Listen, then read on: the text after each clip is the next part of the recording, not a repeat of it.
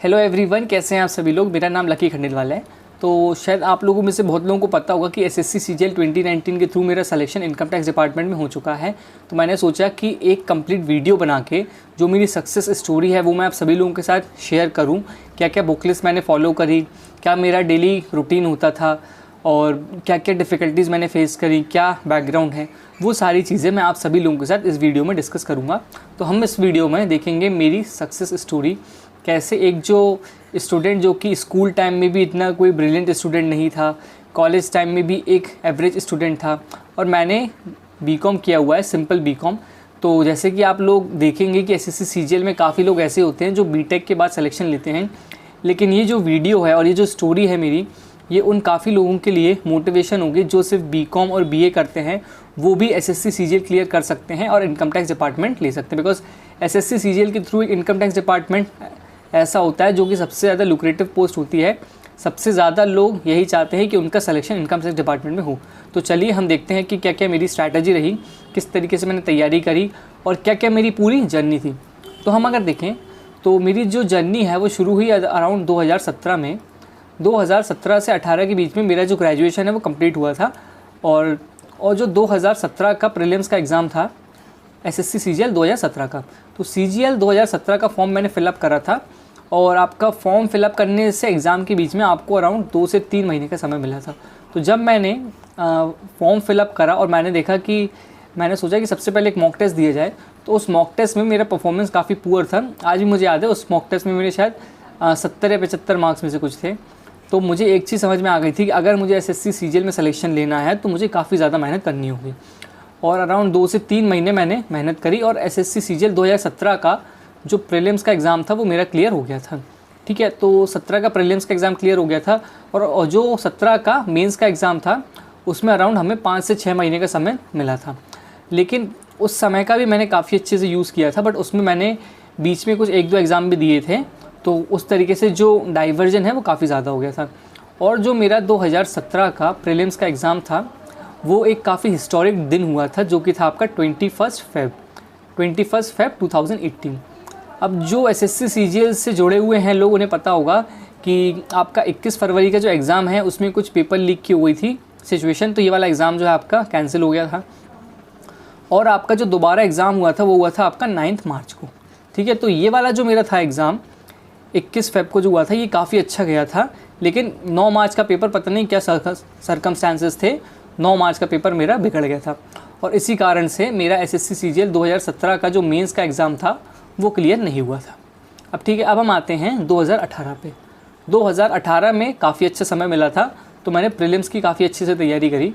आप मान के चलिए कि 18 के प्रीलिम्स के पहले मैंने रफली 100 से 120 मॉक टेस्ट जो हैं वो प्रीलिम्स के एग्ज़ाम के दे लिए होंगे। तो ठीक है, इसका मुझे काफ़ी अच्छा बेनिफिट मिला था। प्रीलिम्स में मेरा स्कोर काफ़ी अच्छा था, अराउंड 160 कुछ स्कोर था मेरा प्रीलिम्स में। और उसके बाद जो आपका 18 का मेंस का एग्ज़ाम हुआ था उसमें मेरा स्कोर था अराउंड उसका मुझे मेंस का स्कोर तो याद नहीं है, बट मेरा जो ऑल ओवर स्कोर था वो था 546.51। ये मैं आपको बात बता रहा हूँ सीजीएल 2018 की। और मुझे आज ये बहुत अच्छी तरीके से याद है, जो सीजीएल 18 में लास्ट पोस्ट थी उसका जो कट ऑफ था वो था 546.54। मतलब आप मान के चलिए मेरा जो फाइनल सिलेक्शन था वो 0.03 मार्क्स से रह गया था। अब देखिए मेरा जो स्कोर था वो था ये 546.51 और जो कट ऑफ था वो था 546.54।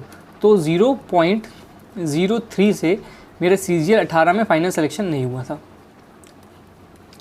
और ये मेरे लिए काफ़ी मतलब हार्ट ब्रेकिंग सिचुएशन थी। बिकॉज आप देखिए कि सीजीएल 18 का जो प्रोसेस है वो भी काफ़ी लंबा चला था और उसके बाद अगर आप देखें तो 0.03 से मेरा फाइनल सिलेक्शन नहीं हुआ था। फिर हम बात करते हैं सीजीएल 2018 की। अब सीजीएल 2018 में क्या, सीजीएल 2019 की। सीजीएल 2019 में आप देखेंगे कि पहले आपका नॉर्मलाइजेशन का मैटर हुआ। ठीक है, नॉर्मलाइजेशन के मैटर के बाद जो फाइनल रिज़ल्ट है उस पर आपका कोर्ट केस हुआ। तो सीजीएल 2019 का जो है मैटर वो भी काफ़ी लंबा चला गया था, लेकिन फाइनली सीजीएल 2019 के थ्रू मुझे इनकम टैक्स डिपार्टमेंट मिल गया है। तो अब मैं आप सभी लोगों के साथ मेरी जो पूरी डिटेल स्ट्रैटेजी है, जिस तरीके से मैंने तैयारी करी और जो सारी चीज़ें मैंने फॉलो करी, वो मैं आप सभी लोगों के साथ इस वीडियो में डिस्कस करूँगा। तो सबसे पहले हम देखते हैं कि एसएससी सीजीएल जो मतलब बिल्कुल ज़ीरो लेवल से तैयारी कर रहा है, उसको ये पता होना चाहिए कि एग्ज़ाम पैटर्न क्या होता है। सबसे पहले अगर आप देखें तो आपका जो एसएससी सीजीएल का एग्ज़ाम है वो 4 टीयर में होता है, टीयर 1, 2, 3 एंड 4। अब सबसे पहले हम देखते हैं टीयर 1। टीयर 1 में आपके टोटल 100 क्वेश्चंस होते हैं और 100 क्वेश्चंस को सॉल्व करने के लिए आपको 60 मिनट दिए जाते हैं। इसमें सेक्शनल टाइमिंग नहीं होती है और सेक्शनल कट ऑफ भी नहीं होता है। तो टोटल आपके 4 सेक्शन पूछे जाते हैं, reasoning, general awareness, quantitative aptitude और इंग्लिश। टोटल आपके 25 क्वेश्चन चारों सेक्शन से पूछे जाते हैं। 2 मार्क का एक क्वेश्चन होता है और टोटल आपके प्रीलिम्स में 200 मार्क्स होते हैं, ठीक है। और इसमें नेगेटिव मार्किंग होती है 1/2 की। ये तो मैंने आपको बताया प्रीलिम्स का। अब हम आते हैं मेंस पे, जो मतलब मैं जो मानता हूँ कि सबसे बड़ा जो डिसाइडिंग फैक्टर होता है आपके सिलेक्शन का, वो होता है मेंस का एग्ज़ाम। अगर आप देखें तो मेंस के एग्ज़ाम में आपके जैसे अगर आप AA और JSO को छोड़ देते हैं तो आपके सिर्फ 2 पेपर होते हैं। पेपर 1 जो कि क्वांट का होता है, जिसमें आपसे 100 क्वेश्चंस पूछे जाते हैं 200 मार्क्स के। एक क्वेश्चन 2 मार्क्स का होता है और जो आपका पेपर होता है वो होता है 2 घंटे का। और अगर हम इंग्लिश की बात करें तो इंग्लिश में आपसे 200 क्वेश्चन पूछे जाते हैं 200 मार्क्स के, और ये पेपर भी आपका 2 घंटे का होता है। और अगर हम बात करें तो जो आपकी जूनियर स्टैटिस्टिकल ऑफिसर की पोस्ट होती है उसके लिए आपका एक स्टैटिस्टिक्स का पेपर स्टैटिस्टिक्स का पेपर अलग से होता है। और जो आपका पेपर 4 होता है जनरल स्टडीज़, ये आपका AA की पोस्ट के लिए होता है, मतलब असिस्टेंट ऑडिट ऑफिसर और असिस्टेंट अकाउंट ऑफिसर, ठीक है। तो ये मैंने आपको प्रीलिम्स का पैटर्न बता दिया था, ये मैंने आपको मेंस का पैटर्न बताया।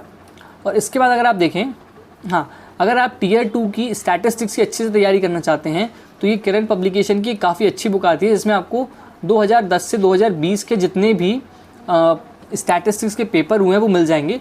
तो इससे आपको एक अंदाज़ा लगेगा कि किस टाइप के जो क्वेश्चंस हैं वो एसएससी आपसे पूछते हैं। तो उस तरीके से आप इस बुक से काफ़ी अच्छी तैयारी कर सकते हैं। ओके, अब मैंने टीयर 1 एंड 2 आपको बता दिए। नेक्स्ट आपका आता है टीयर 3। टीयर 3 जो आपका पेपर होता है वो होता है आपका एक डिस्क्रिप्टिव पेपर, जो पेन एंड पेपर मोड में कंडक्ट करवाया जाता है, जो कि आप इंग्लिश या हिंदी में लिख सकते हैं।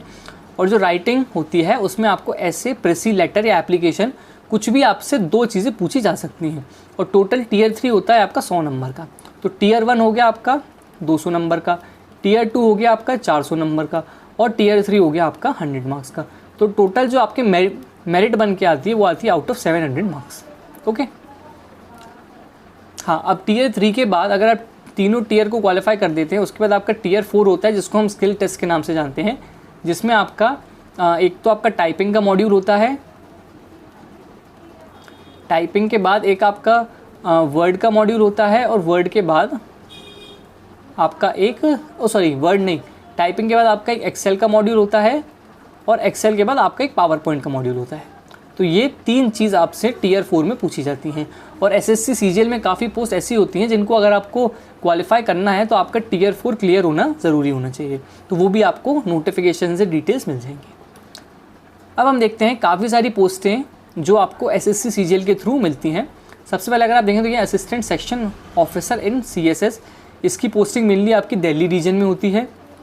उसके बाद assistant section officer in intelligence bureau, ministry of railways, ministry of external affairs, इसमें आपको फॉरेन पोस्टिंग भी मिल सकती है।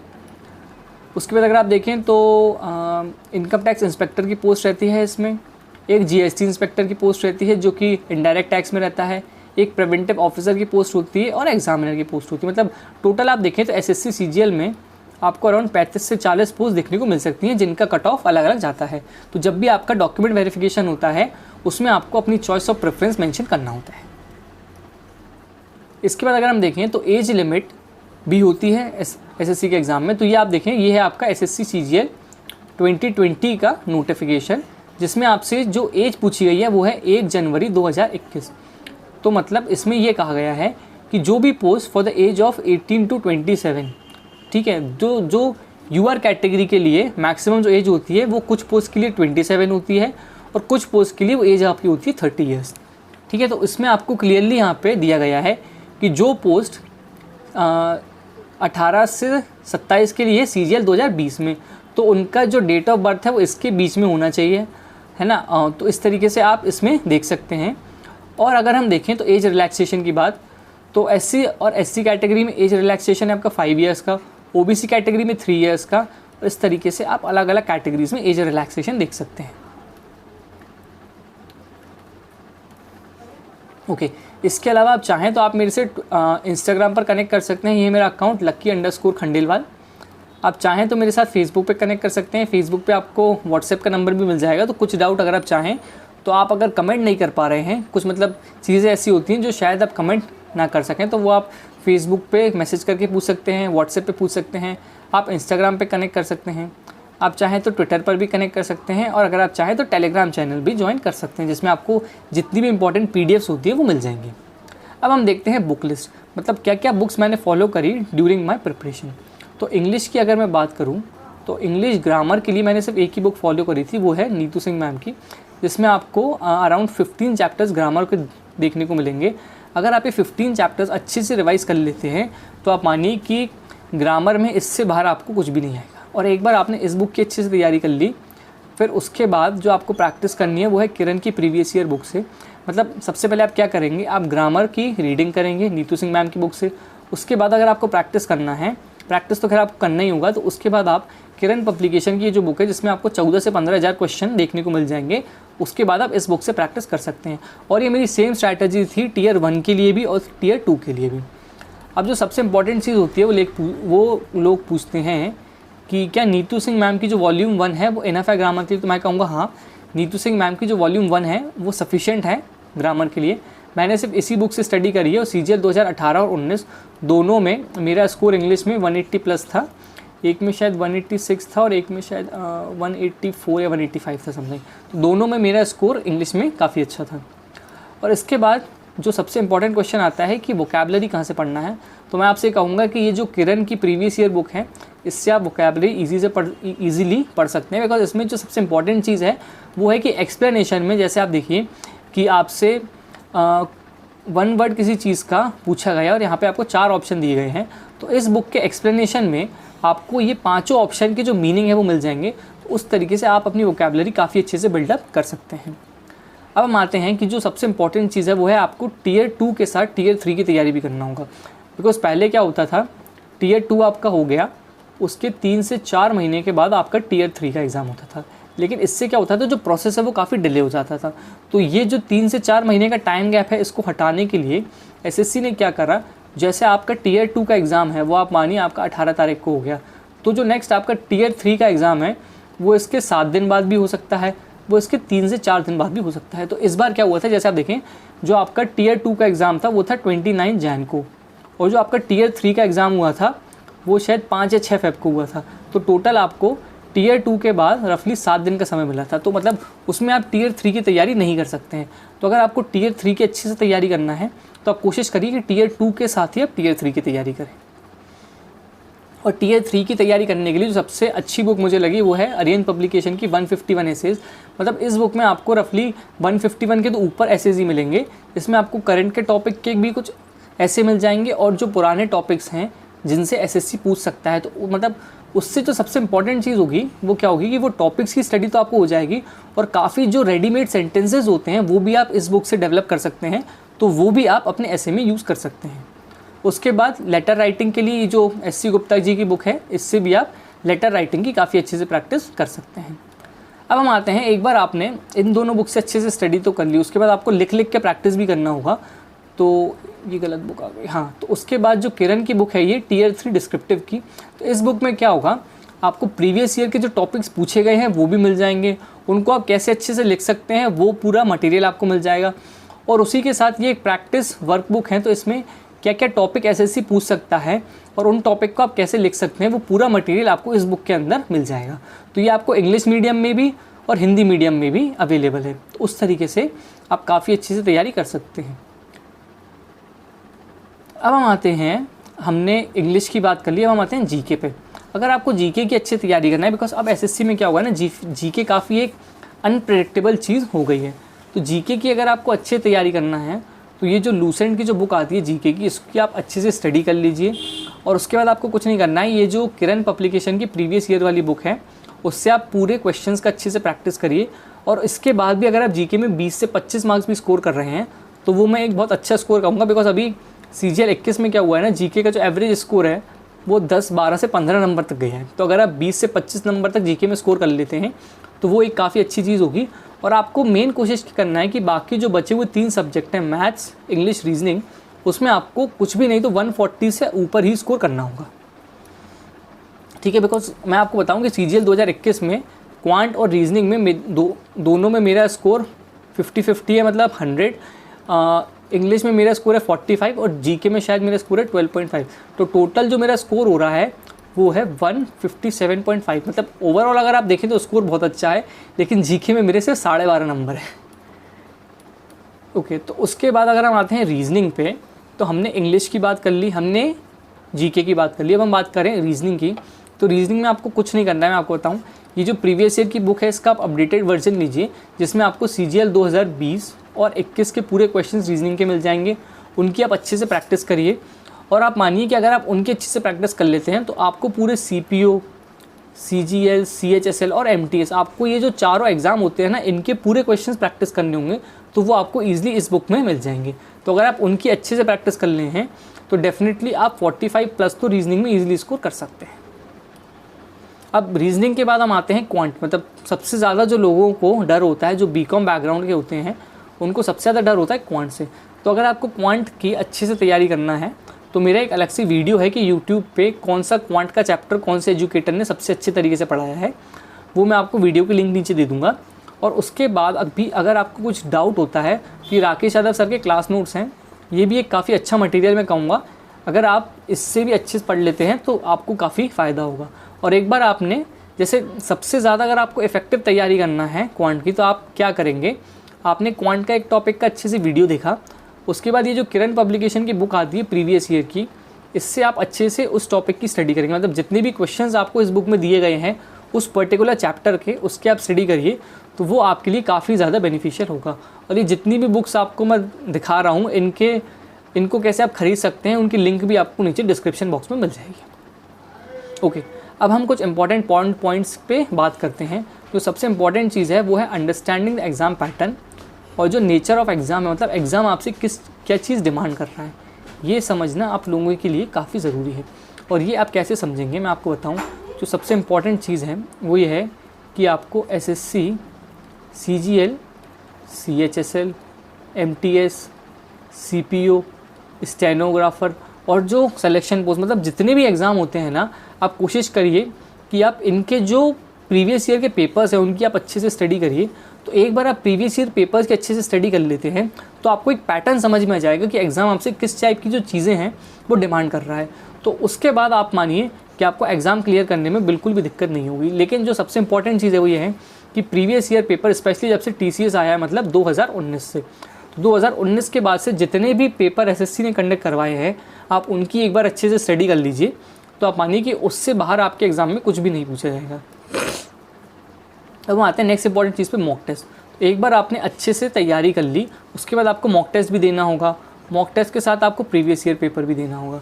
और प्रीवियस ईयर पेपर के लिए आप ग्रेड अप और टेक्स्ट बुक दोनों पे सेलेक्ट कर सकते हैं, और इस पर आपको क्या होगा, प्रीवियस ईयर पेपर भी मिल जाएंगे और जो नए मॉक टेस्ट हैं वो भी मिल जाएंगे।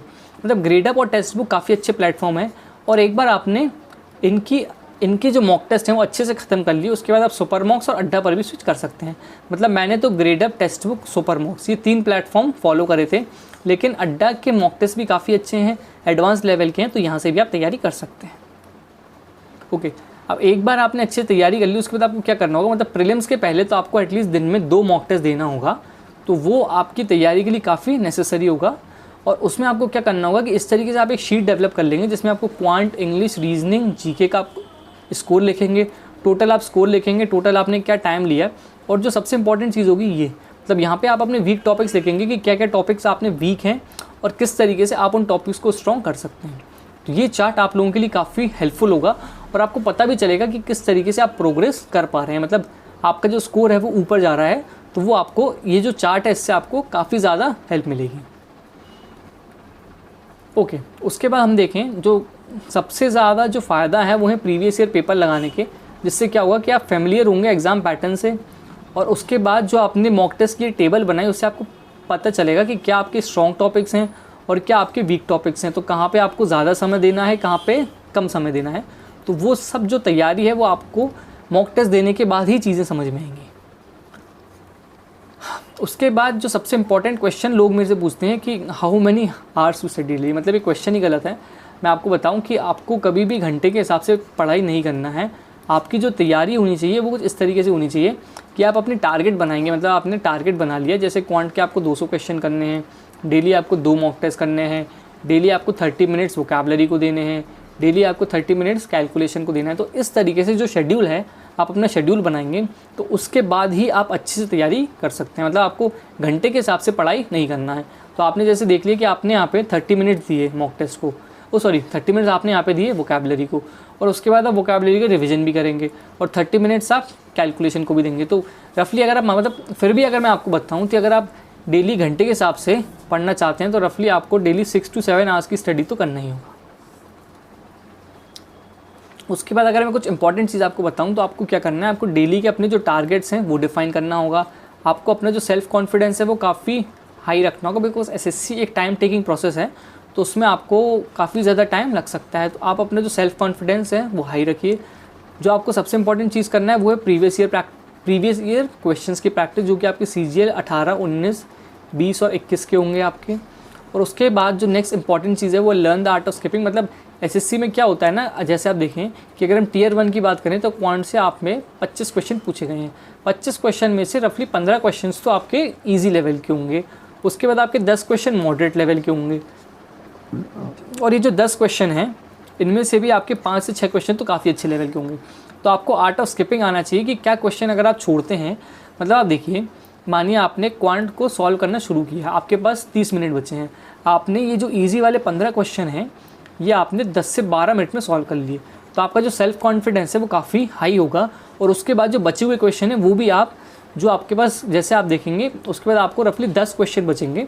10 क्वेश्चन में आपके पास रफली 18 से 20 मिनट का समय होगा, तो वो आप 10 क्वेश्चन में लगा सकते हैं। तो इस तरीके से आपको आर्ट ऑफ स्किपिंग आना चाहिए कि पहले आप टफ़ क्वेश्चंस को स्किप करें, पहले आप इजी क्वेश्चंस को सॉल्व करें, उसके बाद आप टफ़ क्वेश्चंस पे जंप करें। और जो नेक्स्ट इंपॉर्टेंट चीज़ है वो learning the use of options. मतलब TCS जब से आए हैं तो ऑप्शंस का यूज़ वैसे तो काफ़ी कम हो गया है, लेकिन काफ़ी क्वेश्चंस फिर भी ऐसे होते हैं जो आप ऑप्शंस की मदद से ईजिली सॉल्व कर सकते हैं। तो आप कोशिश करिए कि ऑप्शंस का आप हेल्प लें और क्वेश्चंस को ईजिली सॉल्व करें। ओके, नेक्स्ट इंपॉर्टेंट चीज़ है कि आपको डिफ़िकल्ट क्वेश्चंस पे ज़्यादा फोकस नहीं करना है, बिकॉज क्या है कि एसएससी में अब जो मेन फोकस हो गया है TCS के आने के बाद वो है बेसिक्स पे। तो आपको आपके बेसिक्स काफ़ी ज़्यादा स्ट्रॉन्ग करने पड़ेंगे, तो इसलिए जो डिफ़िकल्ट और इररेलेवेंट क्वेश्चंस होते हैं उन पे आप ज़्यादा फोकस नहीं करिए। और नेक्स्ट है रॉन्ग क्वेश्चन। एग्ज़ाम में काफ़ी बार ऐसा होता है कि आपसे गलत क्वेश्चन भी पूछा जाता है, तो आपको क्या करना है, कोई भी क्वेश्चन आपने 2 से 3 बार सॉल्व करा, अगर आपके पास आंसर नहीं आ रहा है तो आप उसको स्किप करिए, नेक्स्ट क्वेश्चन पे जाइए, उस पर टाइम वेस्ट करने से कोई भी सेंस नहीं है। और मॉक टेस्ट एक बहुत ही नेसेसरी चीज़ है, और जितना हो सकता है सोशल मीडिया से दूर रहिए, उतना आपके लिए काफ़ी हेल्पफुल होगा।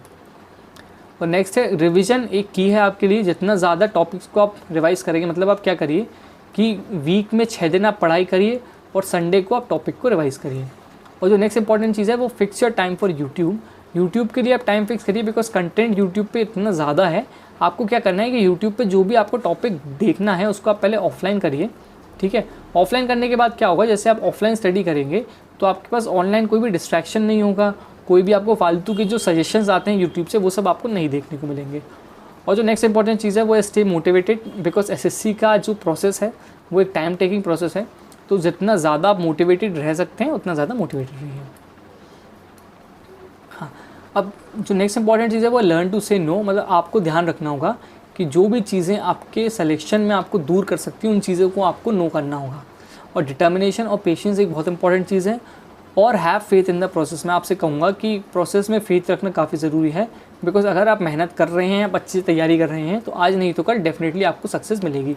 जैसे आप देखिए कि मतलब CGL 2018 में मेरा सिलेक्शन 0.03 से नहीं हुआ था, लेकिन फिर भी मैंने CGL 2019 में काफ़ी अच्छी तैयारी करी और जो मुझे पोस्ट चाहिए थी वो मुझे मिल गई।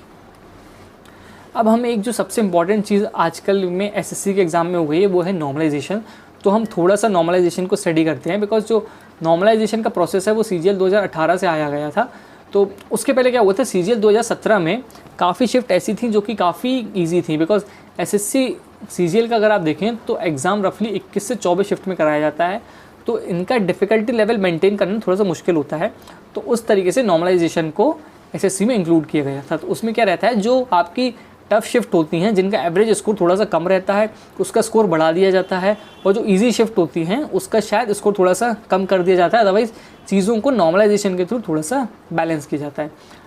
और इसमें जो सबसे इंपॉर्टेंट चीज़ है वो है कि कैटेगरी और एक्यूरेसी का एसएससी के नॉर्मलाइजेशन में कोई भी रोल नहीं है। हाँ, बैंक के नॉर्मलाइजेशन में एक्यूरेसी का थोड़ा सा रोल रहता है, लेकिन एसएससी में ये चीज़ नहीं है।